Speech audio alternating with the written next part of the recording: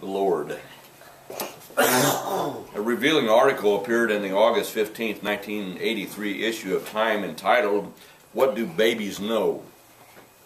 Michael Lewis, a psychologist, presided over the data being gathered by the Institution for the Study of Child Development at Rutgers Medical School in New Brunswick, New Jersey.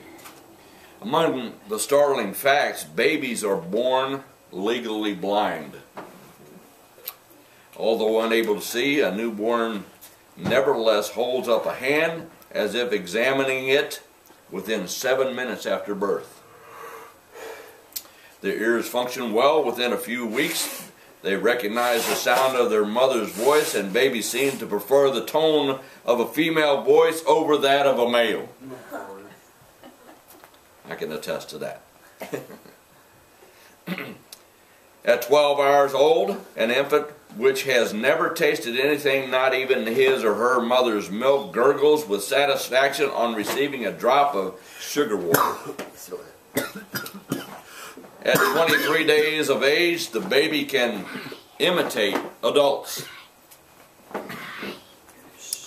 Beyond risk and cost of rearing children today, having a baby is an act of faith and hope. It represents a belief in better things to come. When a wrong needs righting, a truth needs telling, a song needs singing, a soul needs saving, God sends a baby into the world to accomplish it. In our lesson today, we read about an unsolicited appearance of an angel of the Lord to announce to a woman that was sterile and childless, telling her that she was going to conceive and have a son. This announcement of having a child would have been a joyful news to the childless woman, and she would have been overjoyed just to have an ordinary baby. But the angel of the Lord announced that this woman that her son would have a special son set apart to serve God. Her son would be used by God to begin the deliverance of his people of Israel from the hands of the Philistines. Today we begin the study of one of the strangest characters in the entire Bible. His name and exploits are well known, but the man himself remains a mystery. Of his life, it could be said that he had unlimited potential.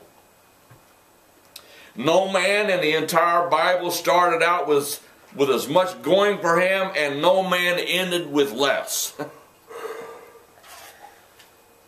Without question, he would have been voted by his classmates most likely to succeed. He had everything going for him, but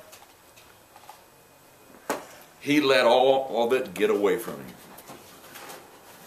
I'm talking about the man Samson. I was right. The beginning of Samson's life was marked by so much potential and so much promise, but as we shall see, Samson did not live up to his potential. I don't know about you, but growing up as a child and hearing stories about Samson, you get a different perspective of Samson's life. But when you really study his life, it is quite different than what you might think. It has been said that Samson's life was a riddle wrapped up in a mystery inside an enigma. Warren Wiersbe says that in his commentary that Samson was unpredictable and undependable because he was a double-minded, and a double-minded man is unstable in all his ways. It has been said that the greatest ability is dependability, and you can depend on Samson to be undependable.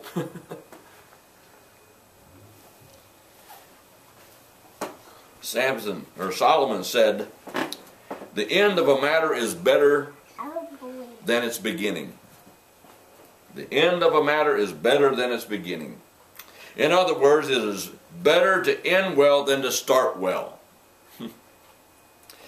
The life of Samson reminds us that it is better to end well than to start well. Starting out in the life of Samson, he had everything going for him, but he did not finish life well, as most of us know.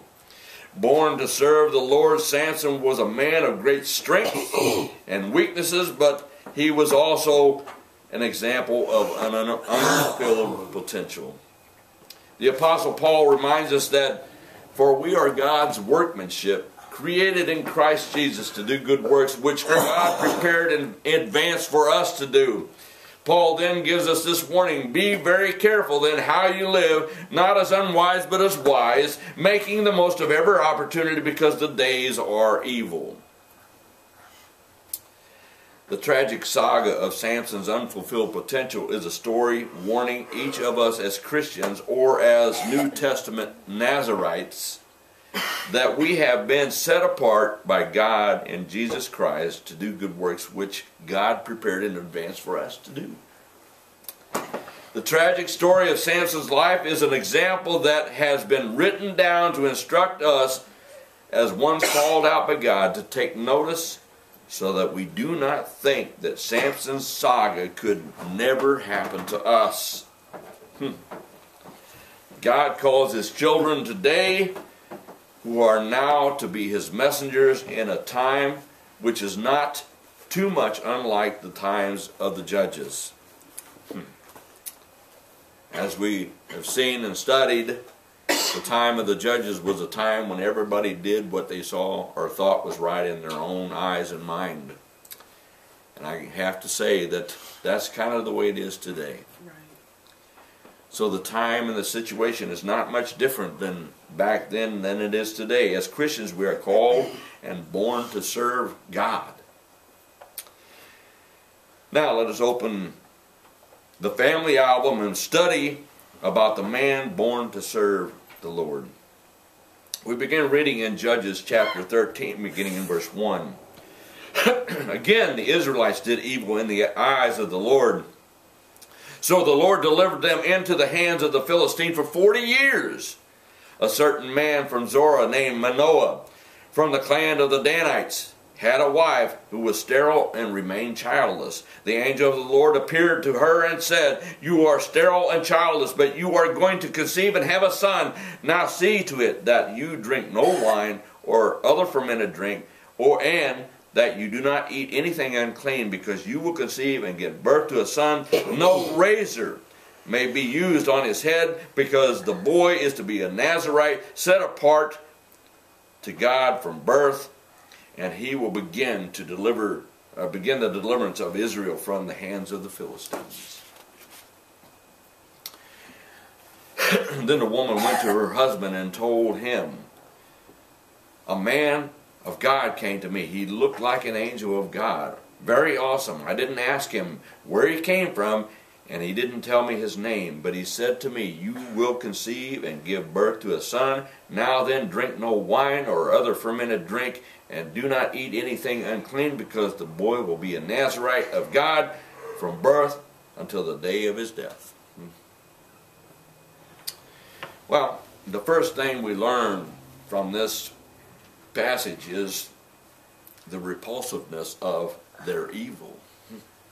In verse 1, the narrator summarizes the spiritual decline of Israel with one simple statement: the Israelites continued to practice evil in the eyes or in the sight of the Lord. Over and over again, this phrase is repeated throughout the book of Judges. The people of Israel were God's chosen people, but you wouldn't have noticed it by the way they acted or the way they practiced their life or conducted their lives. They did evil in the eyes or in the sight of God. And the word evil here points to a specific kind of sin or transgression that the Israelites were committing. So the question is that we need to ask ourselves of what kind of sin or what kind of evil it was that Israel was doing or committing before the eyes of God. In other words, what were they doing that was so terrible in the eyes of God? Now in chapter 2 and verses 10 through 13 of the book of Judges, we read, after the whole generation had been gathered to their fathers, another generation grew up who knew neither the Lord nor what He had done for Israel. Then the Israelites did evil in the eyes of the Lord and served the Baals.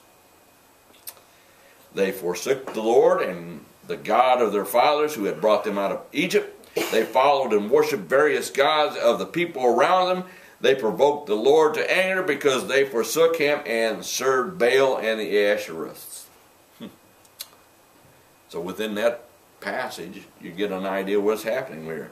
After the death of Joshua, the whole generation had passed away, his generation had passed away, and a new generation had come up. They didn't know anything about God. They forgot or something. I don't know about you, but that kind of is a sad testimony on the parents, if you ask me.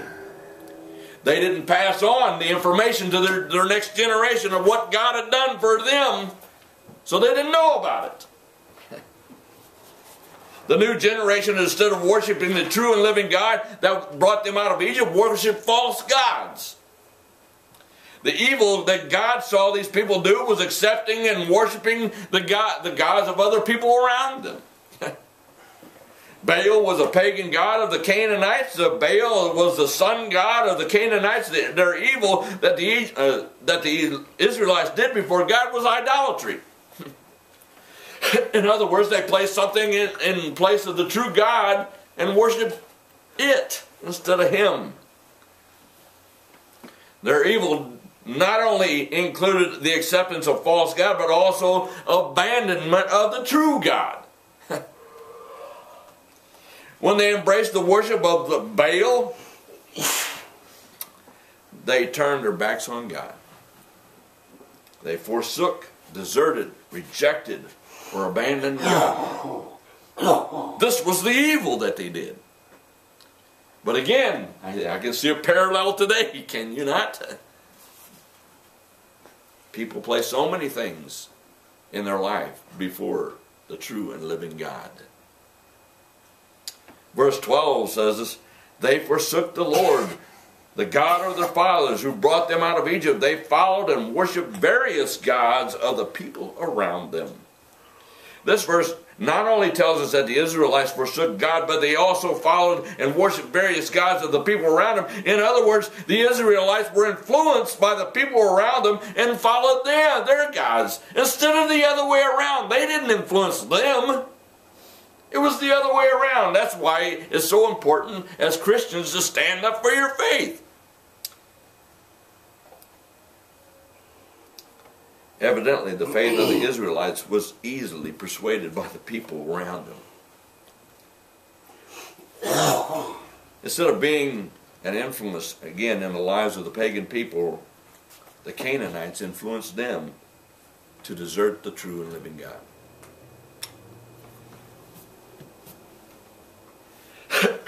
Not only do we see the repulsiveness of their evil, we also see the repetition of their evil. Notice carefully what it says about their conduct, their evil conduct. Verse 1 says, again, the Israelites did evil in the Lord's sight. Not only did the Israelites did not learn from the previous mistakes, they continued to make the same mistakes over and over and over again. Notice that it was not only that they committed evil, they did it over again. In other words, they weren't learning from their mistakes, were they? Over and over again, we read in the book of Judges that the Israelites continued to do evil in the presence of the Lord. Judges 3 and verse 7 says the Israelites did evil in the eyes of the Lord. They forgot the Lord their God and served the Baals and the Asherists. In chapter 4 and verse 1, after Ehud died, the Israelites again did evil in the eyes of the Lord. Chapter 6 verse 1 says, again the Israelites did evil in the eyes of the Lord, and for 7 years he gave them into the hands of the Midianites. Judges 10 and verses 6 through 7, we read again, the Israelites did evil in the eyes of the Lord. They served the Baals and the Asherists, the gods of Aram, the gods of Sidon, the gods of Moab, the gods of the Amorites, and the gods of the Philistines. Every god they had.